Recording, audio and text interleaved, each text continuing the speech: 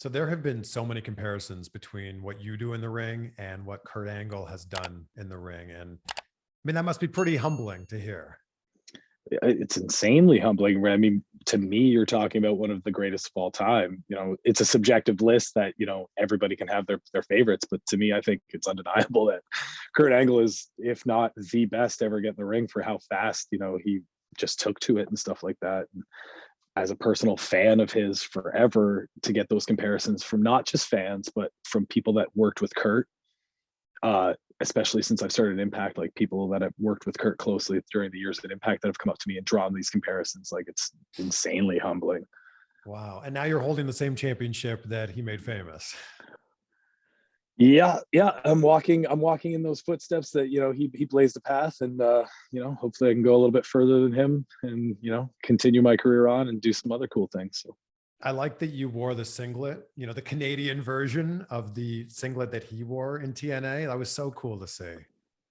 yeah, I was racking my brain about Slammiversary 20-year anniversary, and like I'm such a huge TNA fan. Like I that's what really got me back into wrestling after I kind of fell out of love with it in the early 2000s when WCW died. And I was like, how do I like put my little mark on Slammiversary and like tip my cap at the 20 years? And I was just like, man, that Kurt Angle singlet, I've wanted to recreate that for a while. And I put my own little things in there, and the knee pad for AJ Styles, the knee pad for Samoa Joe, who were my three guys that really like that I followed closely through TNA and Impact. And it was just so like you use the word humbling, but like there's no better word than to be like in the back after that match, as well as it went with Eric Young and stuff like that, and just sit back and be like, man, this 18-year-old kid in 2005 that was at Brock University just, couldn't do a push-up, that just wanted to touch the ropes of the wrestling school, didn't even want to become a wrestler, didn't think he could ever become a wrestler, has come this far because like I'm just so obsessed with it.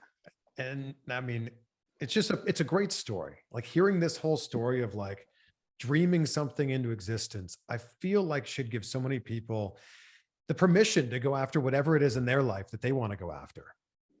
Yeah, and like I said that in the promo on Friday night too, and I kind of said it with like tongue in cheek, like as like a little like a shot in the ribs at everybody that was booing me. But I was just like, so many people out there. Like I'm lucky because I somehow was foolish enough, or I was courageous enough to just chase this thing that made me happy. And I know so many people that just wanted to do this or wanted to do this or wanted to do this, but they made every excuse along the way of why they couldn't, rather than just going for it. I think there's an admirable quality to just doing what makes you happy and going for it and at least trying. So I'm Well, happy I did. there's so many people that want